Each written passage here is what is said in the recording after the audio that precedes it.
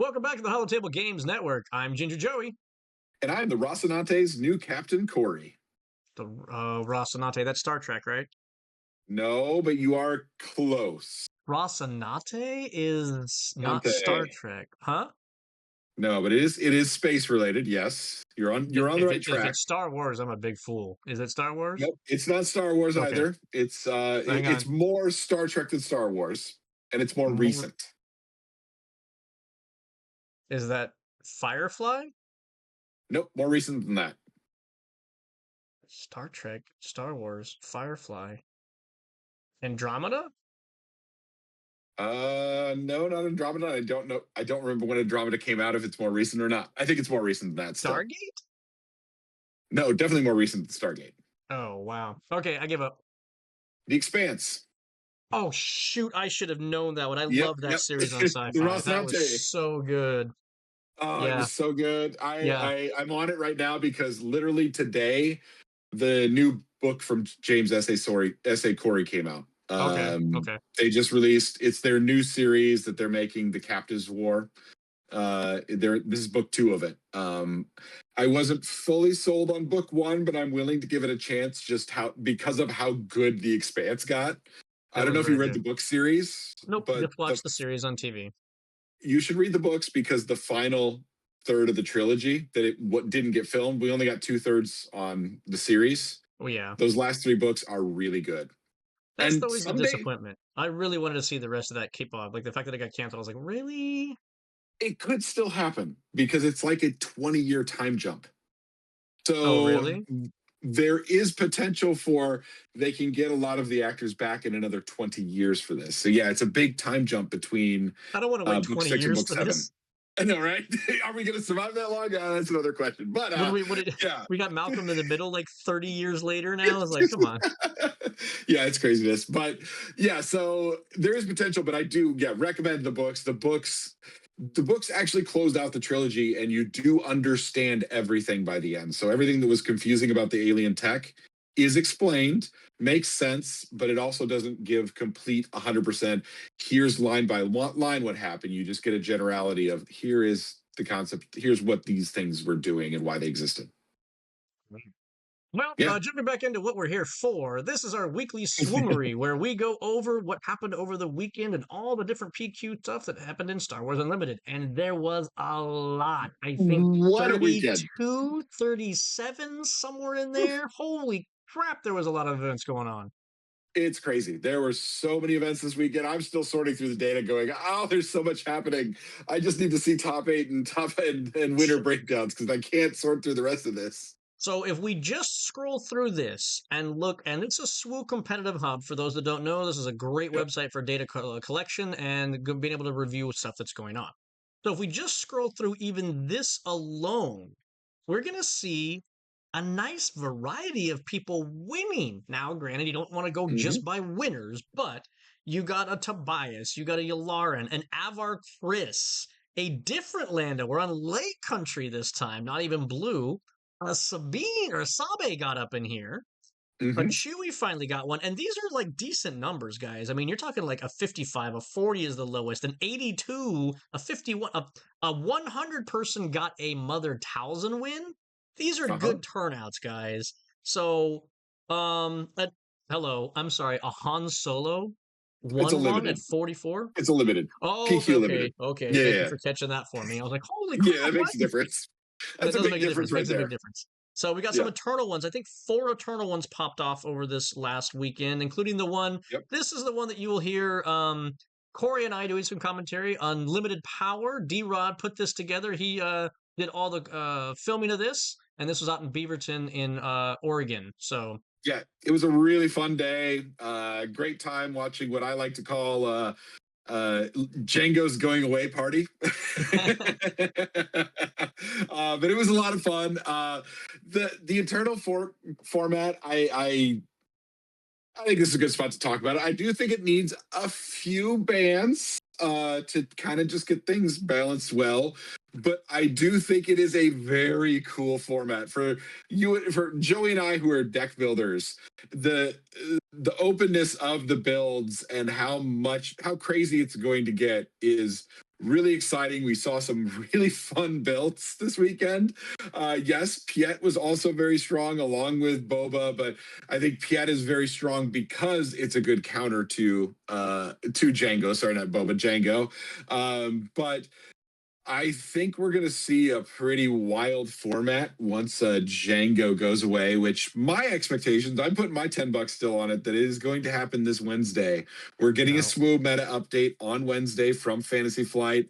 They put Django's picture on the YouTube stream highlight. I think we're going to see a Django ban and Oh. probably Triple Dark Raid as well. I didn't know that his picture got put on there, but I see. I'm on the other fence. That's like I've had a conversation with Rob at the Eternal PQ, and I don't know that he needs to be banned personally. I think Rob brought up a good point in that from a design space position, he's still atrocious because it limits too many cards being able to be brought into the environment because of what his Yeah. ability is. I mean, that's a very good argument, but I think we're seeing plenty of people who have found ways around him, but I see that. I agree with that. There are ways around it. I'm not saying it's unbeatable. I say that it creates the negative play experience. Django is not fun to play. I don't to play against, and I don't even think he's fun to play as. It's not a fun play style. there's And lots of that's things that what I qualify think. for that. Well, but this is very like there's it shuts down so much that it just really ruins a lot of the fun. And that's where I think the ban will happen. It's not that Django's broken beyond belief, it's Django is just such a not fun play design, which is why also, again, we will probably see separately Triple Dark Raid is just broken, flat out broken. We're seeing that with these Piets that are all splash bases because of Triple Dark Raid. That card's got to go no matter what, and they know that. They wanted to give it a chance, but it's obvious it's broken. So I expect that to go 100%. And maybe DJ, he could definitely become a problem as well I was as gonna soon as say Django's gone. this was the deck that I would have played is the Han one yellow and John Yellow. Uh, wow, I think he played in back to back qualifier or events because I saw his name as a fifth place finisher with a Han one Yep. yellow on this same weekend. Yep. So, um, but this one is all Django's, and my personal thought was Han one yellow with the introduction of credits can get off Yep. a DJ on turn 3 without the need of tech, which is just insane. And if you build it right, you can then perma lock them out of a resource for the rest of the game. So So I'm looking at the deck list. It's not really touching credits. So that's not really where it's going. But I think one of the biggest pieces that gives it game into Django now is that Liberty right there. sure. When it can drop Liberty on turn 4 with Han's, or no, turn 5 with Han, that's really strong. That Sure. and that shuts down Django because that's a giant sentinel in Django's way, even if he can ping it down. And if he can't, if he lets you get initiative, that's 9 damage in his face. It's gonna hurt because a lot of them are Django Tarkin Towns at 25. Right. So, like I said, I And mean, Falcon also obviously runs yeah, down. But yeah, that might I, not be the way I, that John Yellow went, but I'm just saying that that is definitely a real possibility for a Han 1 Yellow to execute. So, yeah. So yeah, it's I think it's a good deck. I think it's going to be a very strong deck, especially Django. I think it's got better game into Django, but that's still a hard matchup. I do think it gets an advantage too if the Djangos aren't as prepared for it because they're not expecting to see it again, and it's not as reliant, I think, on Han being able to both flip and get an attack in. So that could make a difference. But yeah, I'd be curious to see where the meta goes once we see, as I said, the changes that we're going to get this Wednesday. I think the Eternal format has some very, very fun potential future of some ways a lot of leaders will get broken from upcoming sets and mechanics. It's a man after my own heart, or a person, whoever this is. That's beautiful. Obi-Wan Twilight Data Vault. So, couple Django's again.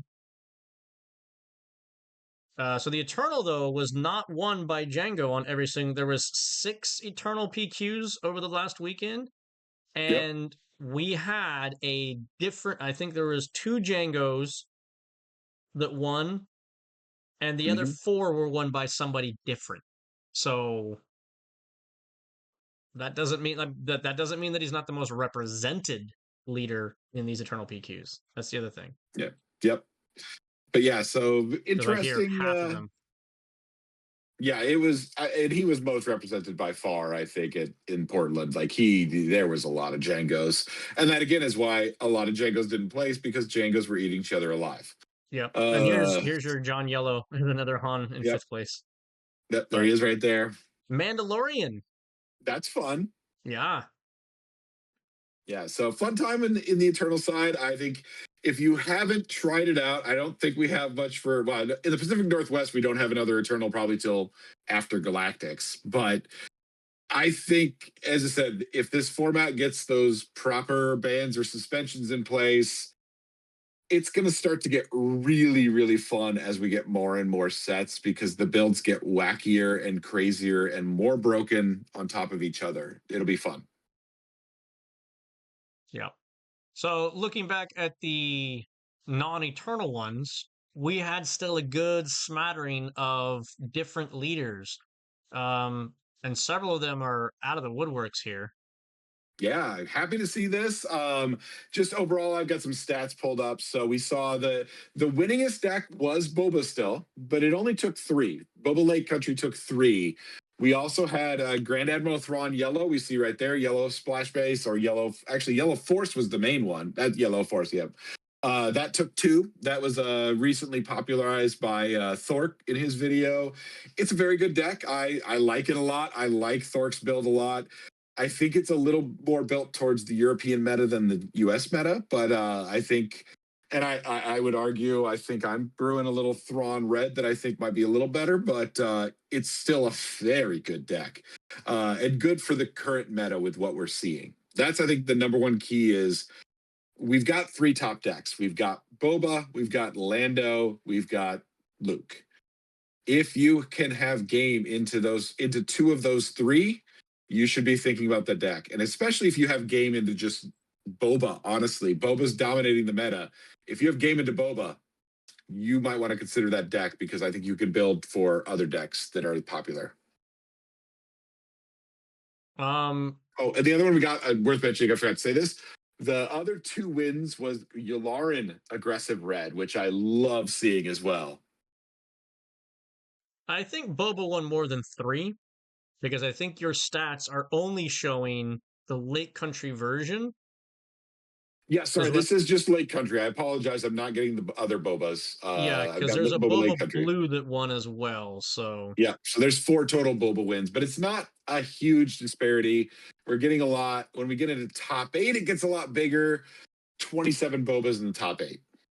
Followed by actually 11 Obi-Wan Blue Force.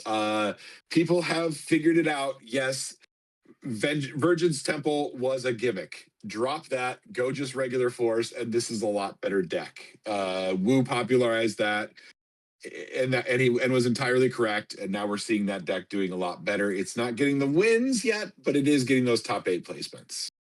sure. Um, the thing that made Obi-Wan a big threat was that instant 5 drop off of Consular. You don't get that threat with the Yep. 28 point base. So again, you can play, if you have the capability, a strategy to keep them off of the Force, and you can achieve that. It Yep. was harder to achieve that the other way. So I don't know. It's interesting. The biggest thing is that you then have the Force after the fact. You're not as predictable about when you're going to use the Force or get the Yep. Force. Yep, So 100%. Well, and you can get the Force multiple times. That's the biggest difference between Virgin's Temple and the regular right. Force. You're losing health to only get the Force once per turn and only be able to use it once per turn. Yep. Being able to use it multiple times means more Yoda procs. Like Yep. there's a lot of value out of getting that, out of using that bigger base, because yeah, Obi-Wan gets free Yoda procs by just using his ability when he's on his leader side. Yep. So, on the other note, in Eternal, we are going to be seeing another upgrade, if you will, because when the Twin Suns decks drop, those Twin Yep. Suns cards are going to be usable in Eternal format. So, one thing that I think that, in my opinion, FFG should wait until that drops before they ban something, because it's only a couple weeks away, if I'm not mistaken. When is the release date? I'm not Is it yeah, it's the first week of May, I think. the first? Okay, so I have to double check. If it's the end of May, then that's going to be too long. If it's towards the beginning of May, that's only a couple weeks away. Yeah. And some of these cards, I think, will have a big impact in deck choices going forward. Yeah. Um, Now, one of them is this one here, this Wartime Pirate. I think that's going to make Piet gross, like worse than what he is right Yeah. now. I mean, because you're talking like that's a turn one capital ship. It's a 4/3 because you would assume that your opponent is going to hit your own or hit like they're going to choose your units, right? Yeah. But it's still just gross to have a turn one 4/4 and then in Mhm. space to no less. This Django, as long as somebody died, he suddenly gets ambush. That's Yeah. pretty broken, or not broken, but gross as well that he can like just swing in onto something. There is several Mhm. cards. I think one of my big ones that I was looking at that I think will have a impact. I'll scroll through it. This one right here. Yeah. This Genderian Valley ship. It's ramp.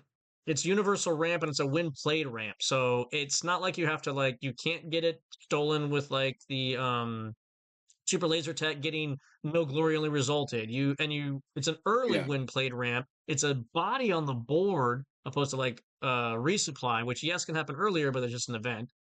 There's some other cards that I just think this Twin Suns is this could make a good shakeup in Eternal and offer even more answers as far as things that can counteract what is like this Yoda right here. Yeah. It's if you have Yeah. 7 resources, it's cost less, and then you're gonna get trooper tokens. Yeah, it's basically a Queen Amidala in a bag, so to speak. Um, Yeah, my issue, I will argue. I mean, I agree on these shaking up the meta and changing the game up. I go back to I am still annoyed at the method of acquiring them. The fact that you need to buy 3 copies of a deck to get 3 copies to play with, and Not if necessarily, but you yeah, haven't heard, well, for the rares at least, you're going to need to get 3 copies. sure. If you haven't heard, if anybody hasn't heard, Fantasy Flight has said, from according to some game stores that we've talked to, this is a one and done print run. So we don't know how big the print run is. So it's not like these are probably going to disappear immediately. But there is the possibility that if there is a couple decks that have a certain card that is popular, they may disappear quickly. So be prepared for that. Probably get your, especially if you want to at least one of each, get your pre-orders in now. Make sure you have them. And yeah, I'm annoyed at the money grabbiness feel of how they're making us buy 3 if we want to get a play set to play with. I don't love that.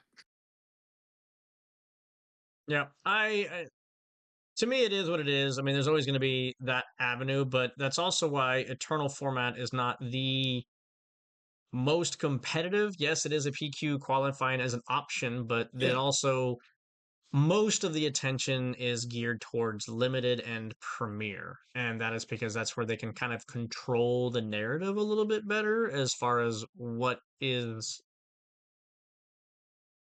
accessible. That's the best word for it, Yeah. I think. So Yeah, that's true. But yeah, we'll see. I am excited for these Twin Suns deck. Honestly, I'm looking forward to getting those and having us do some filming with those various Twin Sun decks. And my plan is to just find one of them that I kind of like and start tweaking it to be my primary Twin Suns deck because I don't really have one built already. So that'll be a good way to just have one on hand. I know that the first combination I saw with those leaders that I want to try is Yeah, Savage Opress with Dryden Voss. yeah. So the ability to give somebody ambush, and then Excuse me. Savage Opress's ability to give them overwhelm. So you have ambush and overwhelm on pretty much any unit that you want. That Yeah, just that's gross. sounds brutal. That sounds that sounds gross. I love it. I think that's brilliant. Yeah, I am looking forward to it a lot. And yeah, again, I think it's going to be fun. I'm glad they're finally releasing these. I just, as I said, don't think these cards should be eternal legal. I think they should just leave them as Twin Suns cards. That's perfectly fine. And I think these Twin Sun decks will be popular even without trying to force people into buying three ofs. Yeah, well, in my opinion, just don't buy them then. It's like you know, nobody's forcing you to do anything is the biggest thing. Yeah. So, It drives me away from wanting to participate in a lot of eternal events more too. That's what I'm saying is the con. It's making me less wanting to play less just because I'm like, oh, if I want to get the best deck, maybe I need to get these specific cards. And why am I getting nickel and dimed on it? I don't know that you necessarily are going to like if they balance things correctly, no one card should be so powerful that you have to get that. And I think they've learned from Spark's power level that they need to be a little bit more balanced going forward. But I haven't seen any card in the Twin Suns that is like breaking that mold at the moment. Doesn't mean somebody won't crack it, but There's I some haven't seen it really yet. strong ones. I think we didn't mention Reckless Landing. I feel like is What really is that? powerful. That's that 2 cost red yellow. Play a card from your hand. It costs 4 less. Deal 4 damage to it. Oh, the That ship, the one that makes 2 units? Or no, that's a no, different no, one. it's the one that just play it from your head. Play any cards. Just a little down right there. That's Oh, the one. this one here. So play a unit Yeah, from your hand. that It costs 4 less and deal 4 damage to it. Yeah. I think that's going to be pretty powerful. That you're It's talking sneak honestly attack that sticks. That I mean, it doesn't come in ready, but it sticks on the board. It gets you a discount. That could be really good. no. All this basically is the now there are 2 of them. That was a Yeah, card that made something cost 3 less. And the thing that has always been a problem for these types of cards is I'm committing 2 cards to the action that I'm taking, and all you have to do yeah, is have one removal card, and you just 2-for-1 me for free. yeah. So I don't think that this is going to be that popular. It might find a use or whatever, but That's fair. it's Yeah, yeah. Anytime you have I a mean, card like this, like sneak attack works because the card comes into play ready. yeah, So you get immediate usage out of it. yeah. That's fair. Yeah, I need to look closer at all the revealed cards, but I feel like there's probably going to be at least one or two where it's very very good in Eternal. Very good. Potentially, but it also is going to take the right deck to make that happen. And in which case, that's what I was talking about before. I think these are going to cause a good shakeup. Maybe they're going to Yeah, introduce a deck maybe that wasn't there before. potentially. I just worry about that new deck potentially being expensive to build and yeah, stuck to just the top tier players and being too powerful is always But I my said it worry. before. All you got to do is have friends that bought the things too, and then you just borrow them for the tournament and give them back. It's no big deal. That's true. That's true. Yeah, if you got a good community like yeah, the Portland community would make it pretty easy. So, but yeah, Yeah. this whole weekend was fantastic. I mean, lots of events popping off, and I'm actually kind of liking seeing the norm and average of tournament sizes being around that 50. Um, I Mhm. do think there should Yeah. still be some scaling involved in Yes. tournaments. Like, so if the norm or the average is 50, great. And if you have double that and you hit like 100, maybe we should be doing double the kick down on points and stuff like that because you had to work Yes. harder to get that victory than you did before. Um, Yeah. I hope that's something they are seriously considering for season 2. We're coming up on Galactics pretty soon. That's right after the next set launches. So that's coming up pretty soon, and they'll have to think about how they want to run season two. And I hope they make these adjustments for that. This was fine for an initial season, growing pains, figuring things out. Now let's start shifting to maybe, yeah, a little more player friendly point accrual. I got my tickets ready for Galactic. So did you get yours? I am still not sure if I'm going to end up going. I mean, if I happen Oh, to get a qualification, if I happen to hit on our upcoming PQs, maybe, which that's always a possibility. But if not, I will probably skip this year and go next year. oh, see, I would just think it's a fun time, even if you're not going to play in the main event for it. It is, So yeah, and I might change my mind yet. That it is also very possible I could change my mind shortly before.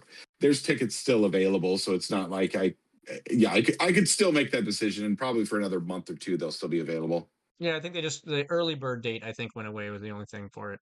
Yeah, Um, which I'm not too concerned about. Oh, it wasn't, I don't think, a huge price increase. I don't know.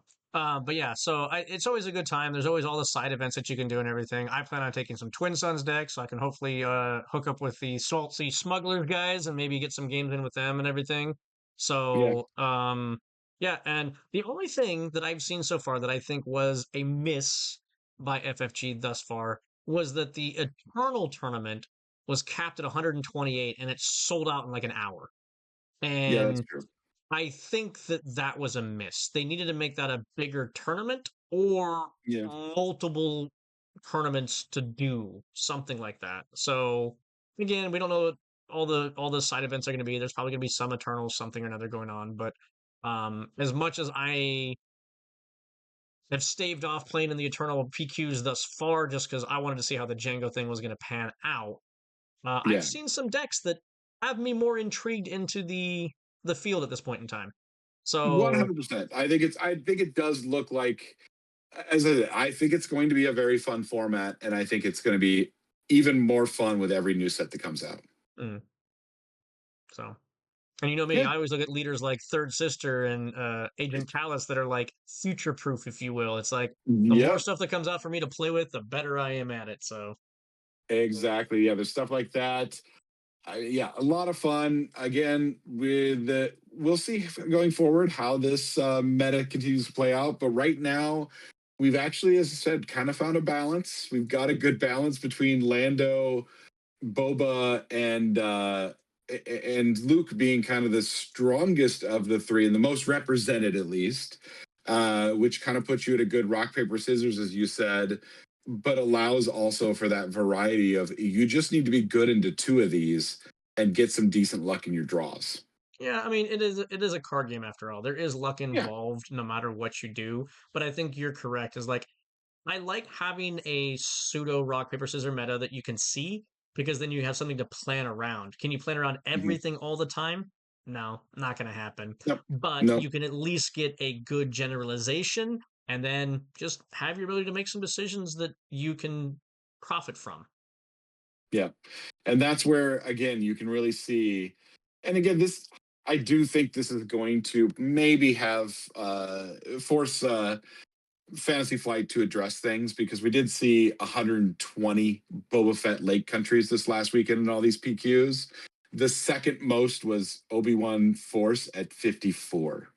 So that's more than double the next lowest deck. And that's not counting other Boba Fett variations. So I do think that Boba in particular may need to be addressed. Well, But it I is Boba. also, I think it's top of the summit. I it's don't top of think the it's summit. Boba. Yes, I agree. That's what I was going to say. I think it's top of the summit specifically that needs to be addressed. I don't think it is a game changer for Boba. And Boba will still be a strong deck. It will just tone him down and make more decks competitive into him, because he doesn't have that dirt cheap board wipe that he Yeah. can just do freely. I have a Third Sister yellow deck right now that I can push 20 damage on my flip turn on Oh, 5. jeez. Oh, So I can get you basically dead before you can even get the topple flip off. yeah. So there is ways to subverted, but Yes. it takes like the right combination. Like if I don't get my draw, that Yeah, ain't and there's happening. So there's so few answers for it, I think is the biggest problem. That yes, there are answers. There's a couple things. There's Blue Galen, there's what's her name that can look at resources, but she can miss. Like there's Elia something or another. yeah, like there's a few answers, but they're so limited that it causes issues, and that board wipe just restricts the heck out of a lot of decks because yeah, if you're trying to go a mid-range deck that is unit based, oh, that's going to brutalize you. That's the end of the day. Go home, scoop and go home as soon as he flips top of the summit, which is how it feels a lot of the time. That you're, I'm doing fine, I'm good. Do you have topple? All right, that's game, I and think the thing isn't that fun. yeah, I think the thing that makes it like somewhat painful is since it's the indirect damage that is dealing it to you, because Hmm. you can't use measures like say Cassian Andor, which prevents 2 damage, because you can't prevent indirect damage. So you can't like divert and avoid what's going on. Uh Okay. that said, I have been looking at things like an Avar Chris Blue, you said blue yeah, deck, and you're yeah, using the new base, the 26 hit point base that says you can convert a token into basically another token. You convert it into the force token into a credit token. that's yeah. Just Then, moving the force token around. yep, well, it only can do it once, right? Because it's Once, an epic yeah, action. But what you do with it, and you have the capability of doing with it, is that I can, on turn one, put a Grogu into play. yeah, I mean, this is a la like Han 2 days, where it's here comes Grogu turn one, and now your indirect damage is going to come flying right back at you. yeah, Or I drop down an Ogdo Bogdo turn one, and you just turn him on, and he starts beating you in the face. yep, So exactly. there's a lot of things. But now that said, rock, paper, scissors, yin and yang, the deck fails hard against Condemn because I have no way of removing an upgrade because all of that's in red. So Yep, it's that's a still an matter issue. of what's your choices here. How do you want to play things? And you just got to get lucky and avoid hitting these decks. And I think that's the bigger thing is sometimes it comes down Hmm. to luck of just dodging your weak deck that you have to face. But when you have such a prevalent playing of the leader, Yeah. it's almost impossible to dodge said leader. You kind of like have to have that answer for them because there is no just getting lucky and dodging them at that point. Yeah, you have to build around it, which I will also mention. I did like seeing, we didn't actually mention this in the list, but we did have a couple Avar Chris's, I'm assuming probably teammates or at least co builders in Depew. I believe that's Illinois, isn't it? Or is it Ohio? I don't know off the top of my head, but we had two Avar Chris yellows. They're pretty similar, but not exactly the same. And I was looking at it. I'm like, I should probably look at that deck again because they're actually very close to the deck that we highlighted that I built a while back. That was And like a month and a half ago or something. So yeah, it was a while back, but that was in yeah, that was even before the release of the set. But they're very similar to that build. They've got a few things that I missed that I think do make it better. And I'm just looking at it going, oh yeah, this deck has really good game into Jenga or into Boba, which is your biggest thing. If you know you have good game into Boba, you're in a good spot against a lot of the what you're going to see throughout the day. yeah. That's it's half of the meta right now. So well, I think that's going to wrap us up for the Holotable Games Network's weekly SWUmary. Hopefully, you got some insights, and if nothing else, keep tuning in, and we'll have more information for you and some gameplay videos and everything like we normally do. That'll be great. Thanks, everyone.